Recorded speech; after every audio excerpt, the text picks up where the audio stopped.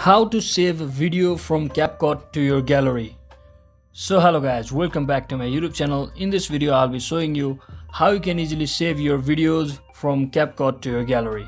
So first thing, simply head over to your CapCut application and you can go on with your existing video, or you can also go on with your new project. So simply click on any of the option and choose the video which you want to edit and simply select the video. And after editing your video, you might want to press this export button after selecting your particular resolution.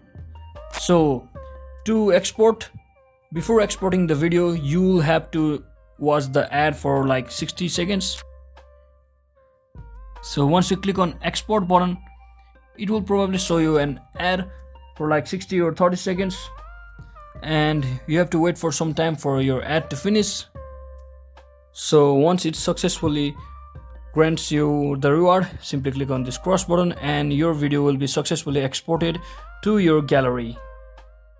So once it's done, simply click on done and just head over to your gallery. And as you can see, the new 10 seconds video has been saved to my gallery. So hope this video was helpful guys. If it was, don't forget to like and subscribe to the channel. See you on the next one.